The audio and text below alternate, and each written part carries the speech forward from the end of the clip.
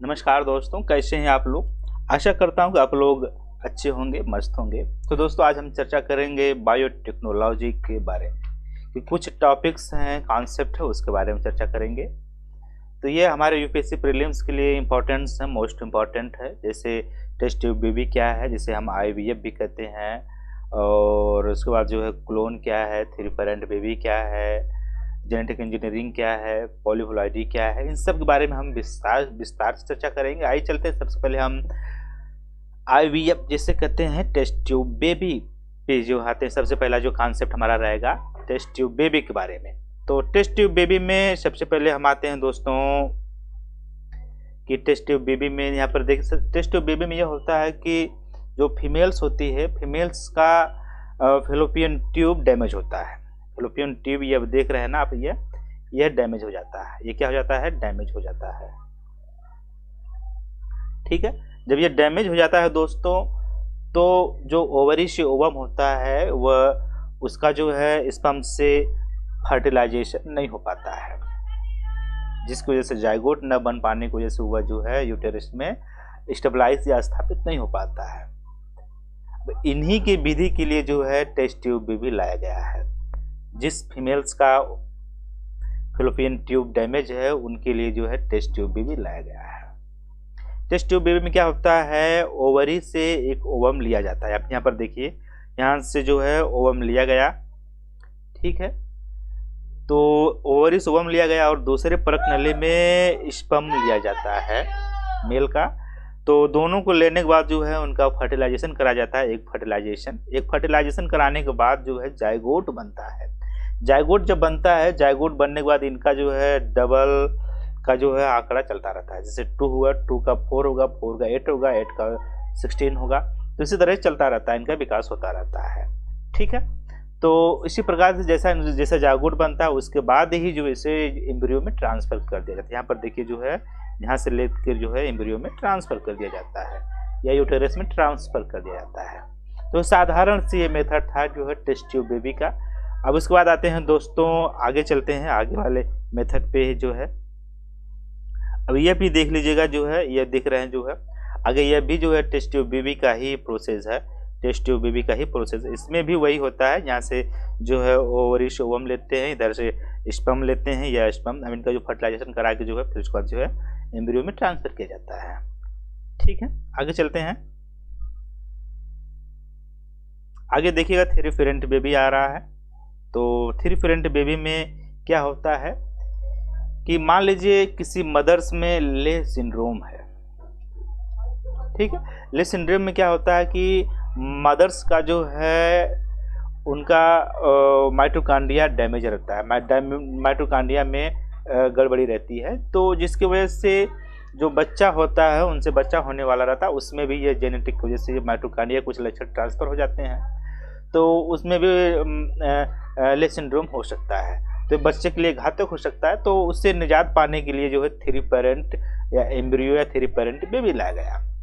ठीक है, तो इसके लिए क्या किया जाता है कि मदर्स का जो ओवरी से ओवम लिया जाता है। देखिए, ओवरी से जो ओवम लिया गया, ओवरी से ओवम लेने के बाद दोस्तों जो है ना, तो इसमें से माइटोकॉन्ड्रिया और सेल का जो आवरण है उसे निकाल देते हैं और इनसे जो है न्यूक्लियर डीएनए जो है ले लेते हैं। यहाँ से न्यूक्लियर डीएनए लेते हैं। अब न्यूक्लियर डीएनए लेने के बाद जो है दूसरी माता रहती है, दूसरी माता से उनका जो है ओवम लेते हैं। लेने के बाद जो है उनमें जो है उनका जो है न्यूक्लियर डीएनए निकाल देते हैं। अब इनका जो है न्यूक्लियर डीएनए जो है इनका जो खुद का निकाल देते हैं, बल्कि इनका जो है माइटोकॉन्ड्रिया और जो सेल का आवरण वह लेते हैं, उसमें ट्रांसफर कर देते हैं।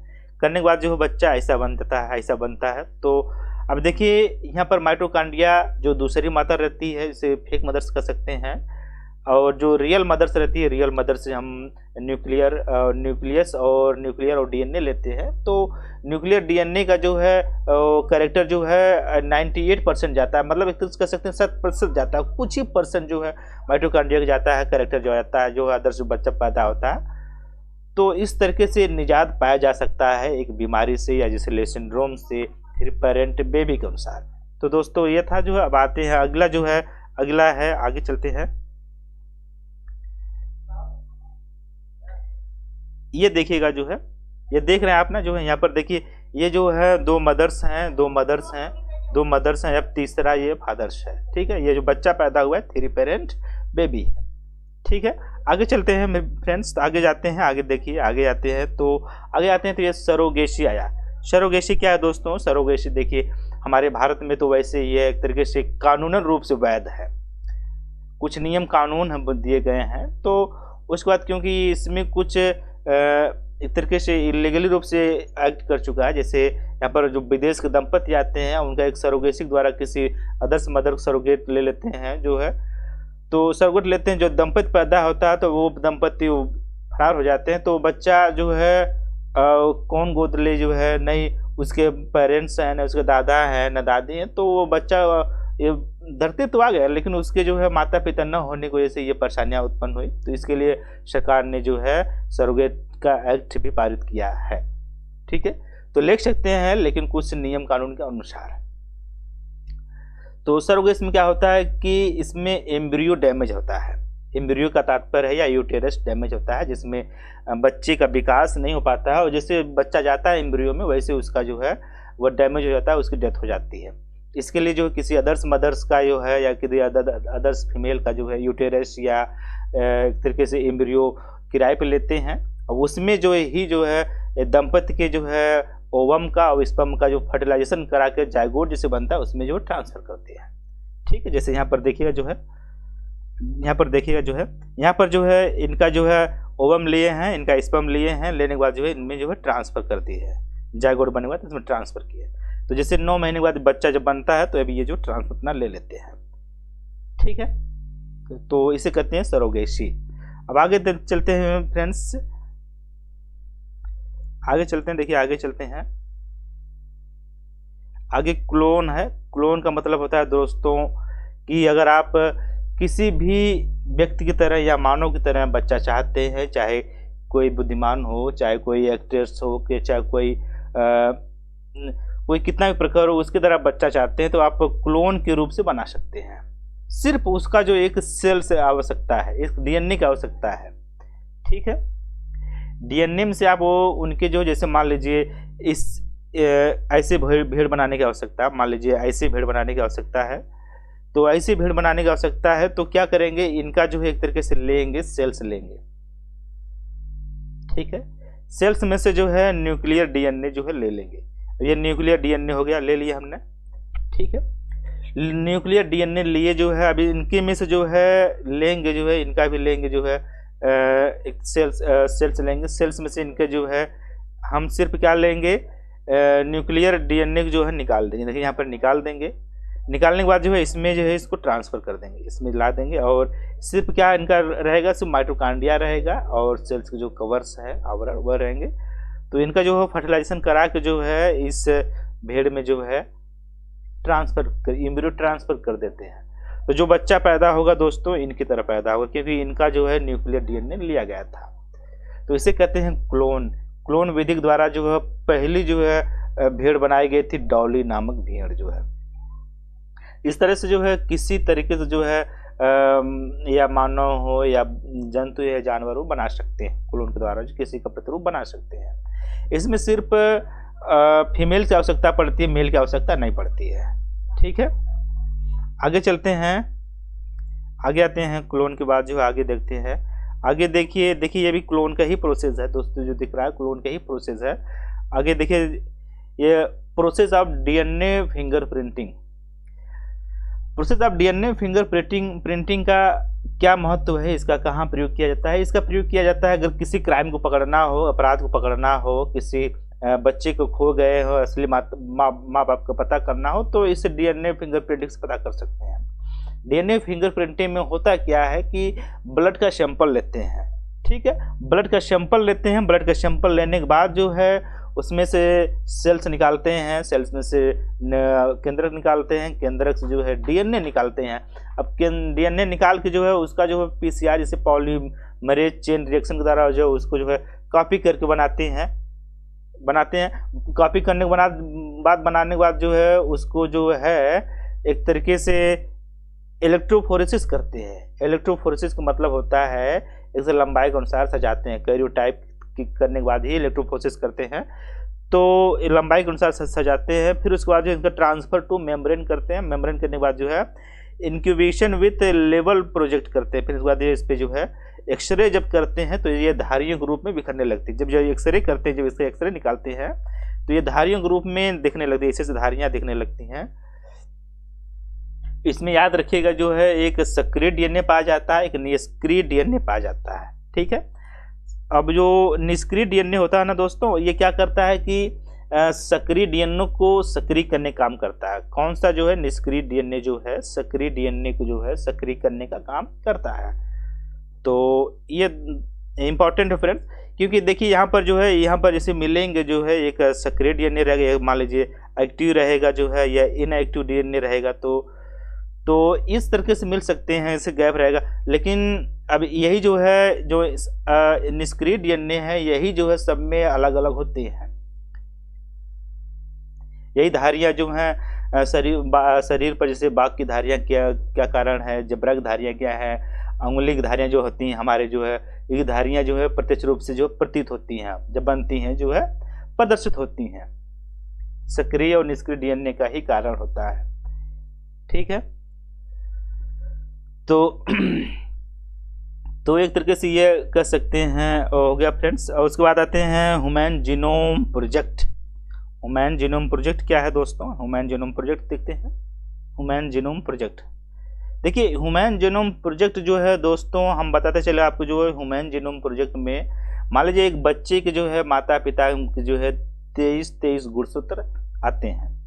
एक 23 गुणसूत्र का अध्ययन ही, एक 23 गुणसूत्र का जो सेट का अध्ययन ही हम कहते हैं जीनोम। क्या कहते हैं? जीनोम। ठीक है, उसे कहते हैं जीनोम कहते हैं। अब इसके बाद जो है इसमें जो है 20,500 जीन जो हैं इक्वल होते हैं, जीन पाए जाते हैं। अब इसमें से जो है फ्रेंड्स 98.2% समथिंग जो है लगभग ये बराबर होते हैं। और इसमें करने के तात्पर्य कि 0.02% जो है डीएनए जो होते हैं वो डिफरेंट होते हैं। इन्हें ही हम कहते हैं जो है जंक डीएनए कहते हैं, निष्क्रिय डीएनए कहते हैं। यही जो सिर्फ डिफरेंट अलग अलग होते हैं हर व्यक्तियों में, हर मनुष्यों में, हर जानवरों में।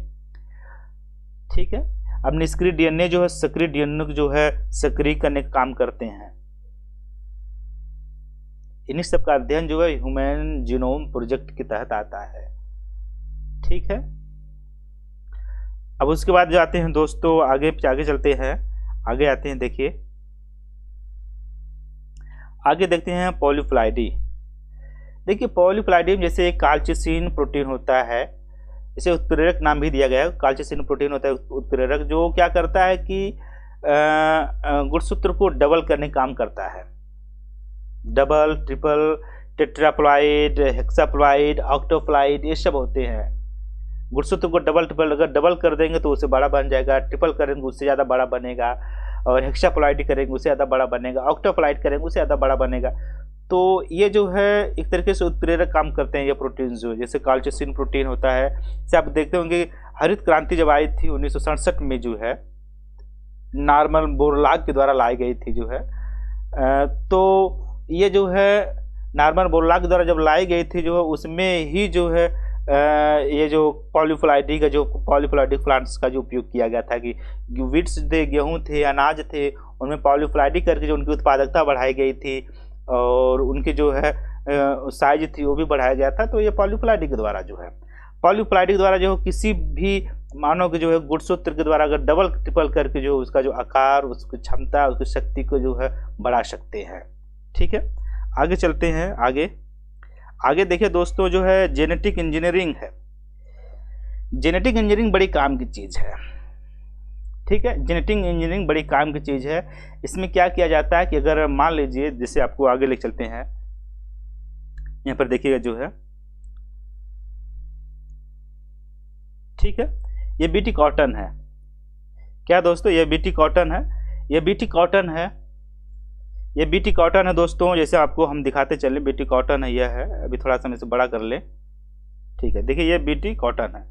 क्या है ये? BT cotton. बीटी कॉटन के जो है कुछ जीवाणु जो है कीटनाशक जो कीटाणु जो है खाते हैं, ठीक, इससे जो है निजात पाने के लिए हमें जेनेटिक इंजीनियरिंग की जो विधि मेथडाइज है उसमें क्या करते हैं कि जेनेटिक इंजीनियरिंग बीटी कॉटन का जो है एक डीएनए जो है एंडोन्यूक्लियस द्वारा जो है, जिसे कहते हैं कैस्पर-9 कर सकते हैं, उसके द्वारा जो काट के जो डीएनए को निकाल दिया जाता है। ठीक है, जिसे काट के निकाल कर जो है उसके जगह जो है बैसिलस थोरोंजिस का एक बैक्टीरिया होता है जो क्राइजीन या वीटी जीन का निर्माण करता है। वह जो है कीटाणुओं के लिए नाशक होता है।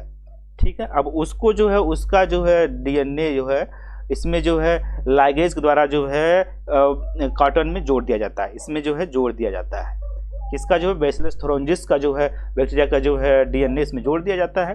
अब जब ये बीटी कॉटन का निर्माण होगा, जब बड़ा होगा, तब ये एक तरीके से जहरीला होगा। अब इस पर कोई भी कीटाणु खाएगा, देखिए कोई भी कीटाणु खाएगा, खाने के बाद जो है ये यहाँ पर डेथ हो जाएगा। यहाँ पर देखिए जो है एक क्रिस्टल प्रोटीन कर सकते हैं या क्राई प्रोटीन कर सकते हैं या बीटी जीन प्रोटीन कर सकते हैं। इस प्रकार से जो है जीएम सरसों भी बनाई गई या जेनेटिक मॉडिफाइड सरसों भी बनाई गई है।